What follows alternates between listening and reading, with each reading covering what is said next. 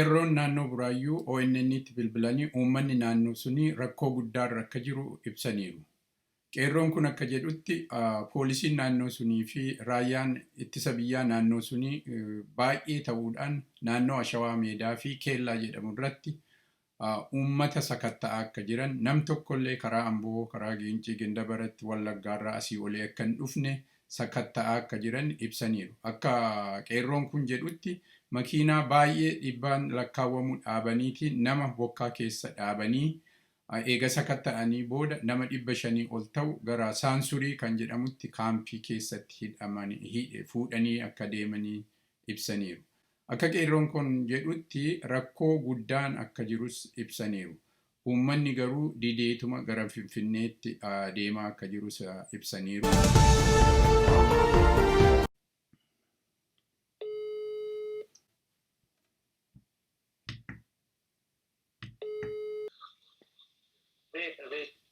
Naguma. Nagaa saagala tokko jiru. Jirra. Maaltu jira Buraayyuu? Buraayyuu. Yaa. Buraayyuu naa bilbilte miti? Ineerra. Maaltu jira? Irra deebi'ee hin cite. Nagaamu. Amma dhagahama. Maaltu jira Buraayyuu? Buraayyuurra rakkoo guddaa jira.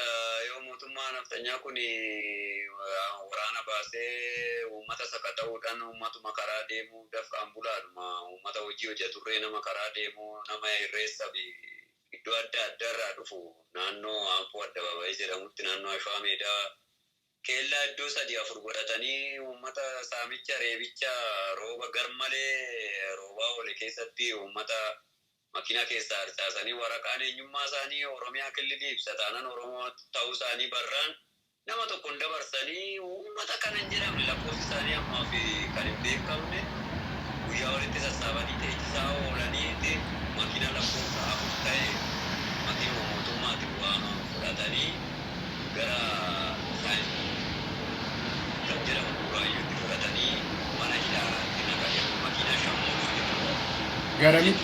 Garamitti naqanii Garamitti naqanii? Saansuutii, okay. Achi keessan as naannoo Ashawaa Meedaa irraa qabanii naannessanii fuudhanii dhaqanii makiinaa fidanii waraana najjabanii fuudhanii deeman nama nagaa nama kun hojjetaa dhalaa kunuma mana amantaa dhaquudhaaf nama deemuudhaaf fedhanii nama nagaa irraa qabanii nama afaan Oromoo dubbatu taanaan karaa darbuun yaadamu bakka amma akka Buraayyuutti baay'ee ulfaata bakka baay'ee bara kaabinoonni bakka deemuudhaan ijoollee qeerroo adamsanii nama waa'ee irreessa kanaa gurmeessuu nuuf kennaa jechuudhaan mana irra deemanii qeerroo bakka guyyaadhaan walgahii irraa waafan ati bakka rakkina qabda kanaa fi walgahicha sanaaf jechuudhaan baay'ee akka Buraayyuutti rakkina guddaatu jira yoo irreessa kanaa wal qabsiisee sodaarraa kan ka'e mootummaan akkatti biyya fixaa jiraatu Buraayyuu. Nama Oromoo ta'eef moo naannoo Oromiyaatii dhufe hunda nama qabu moo Oromoo keessaa filataniiti nama duubatti deebisanii qabanii?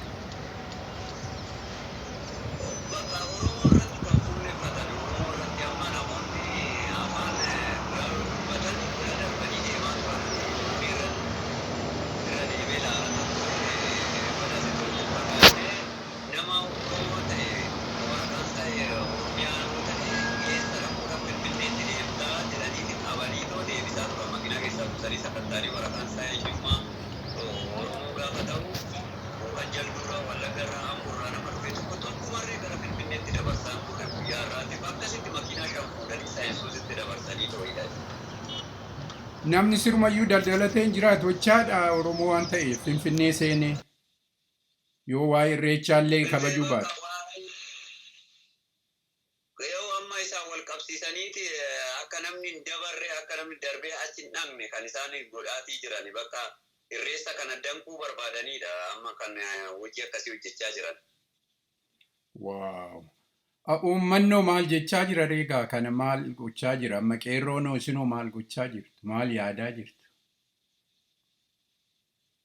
Nuti immoo qophii jirru xumuranne irraa yoo lukumaani amma tokkummaa nu barbaachisa tokkummaadhaan cabsanii galuudha malee tokko lama 10-20 ta'anii deemuun hin barbaachisu bakka kuni amma humna guddaa barbaachisa bakka waraana sanarra darbanii kan yoo Oromoon duruma du'uu bare duuti nu barteerti waan ta'eef kan keessaa du'e waan ta'edha cabsanii seenne taanaan akkaatti tokko lama 5-10 deemama taanaan yaadamu isaan akkasitti guuranii hidhuun isaanii amma nama nagaadha kan hidhaa jiran isaa nama nagaa hidhanii tashabbaariidha boombii baatee deema fanjii baatee deema kan jedhan kun kijiba sobaadha nama kitaaba baatee deemu nama oromummaa calaqqisiisu uffata aadaa nama uffatee deemudha kan isaan har'a qabanii hidhaatii turan uffata aadaa uffateedhaaf waan oromoo calaqqisiisu waan uffateedhaaf kan hidhaatii turan har'a buraayyuu irratti waan dhala namaa irratti hin hojjenne ani ijoollee oromoo irratti hojjechaa oolan waraan.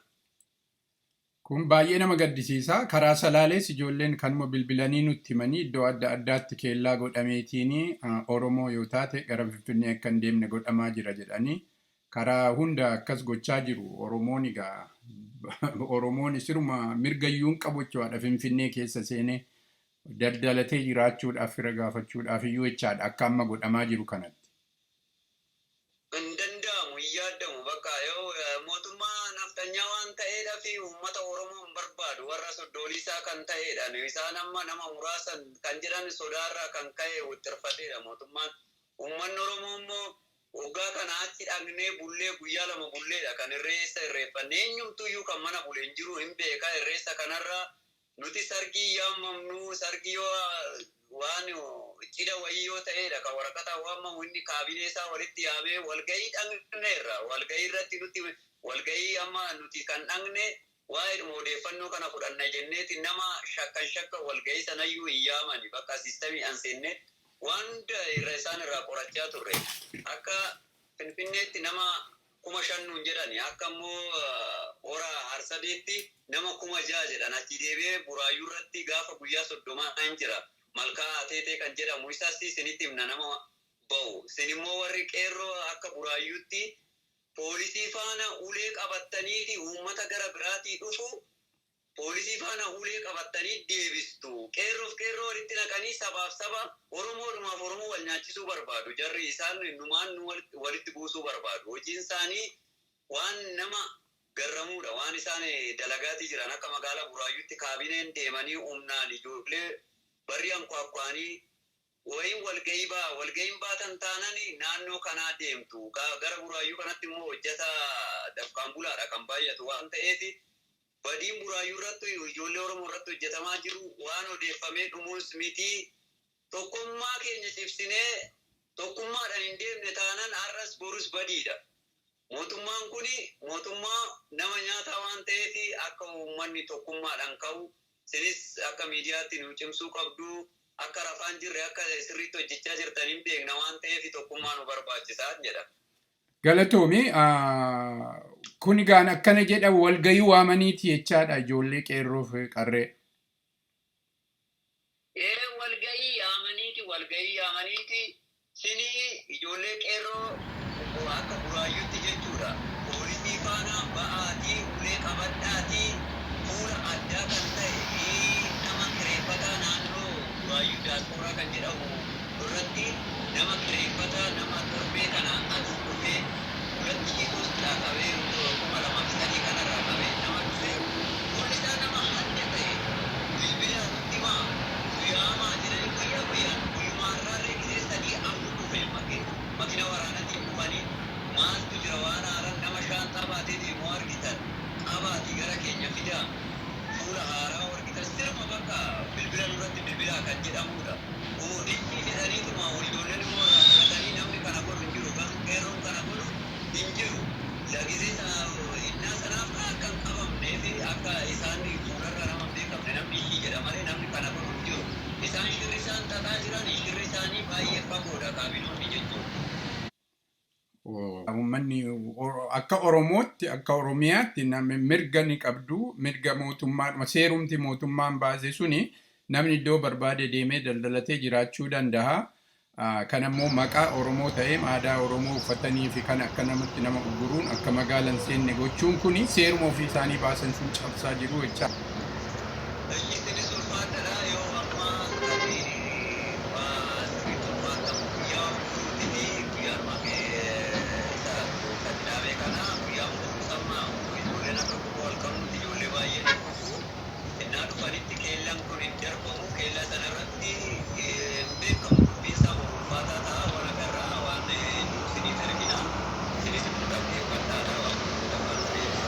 Tole galatoomi amma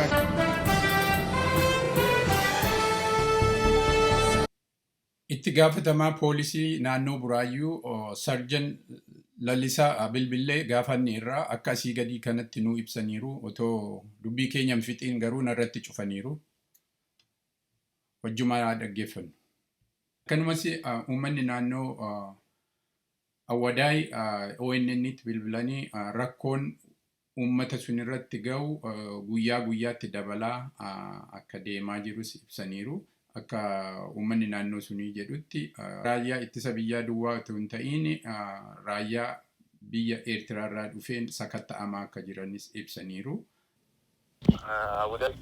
Awwadaay maaltu jira?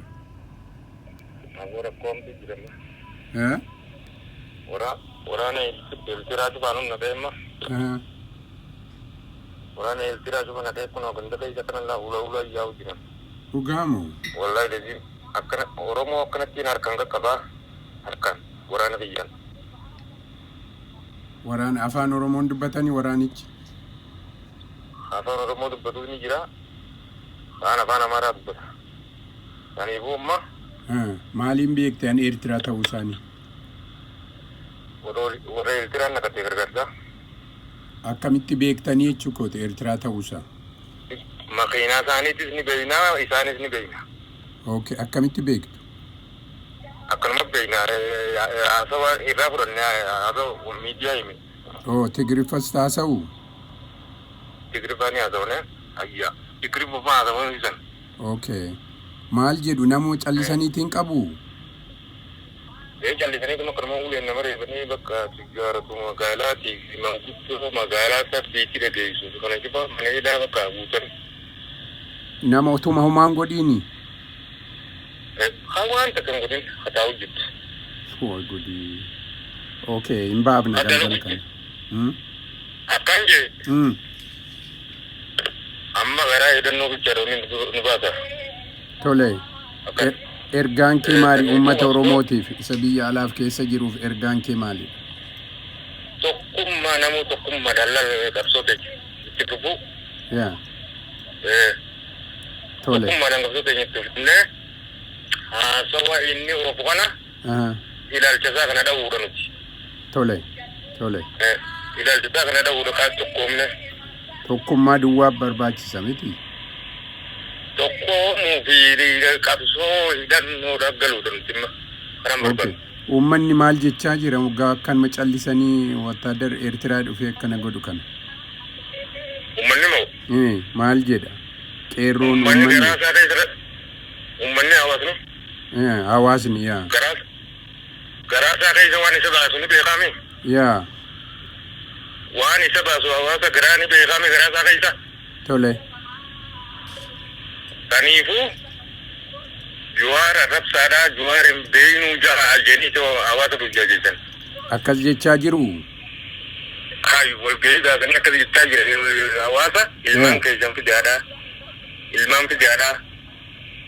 Warra karaa cufa fidaa. Oromoo guutuudha nuti warra karaa cufa mirga keenyaaf wayii tokko lama. Yaa. Mirga keenya falmachuuf cufname. Dhugaadha. Oromoo wayii kalama jirti. Akka Oromoo. Wallaggaa ta'aatiitis. Dhugaadha. Taanaaf geessa wallaggaa takka. Sirriidha.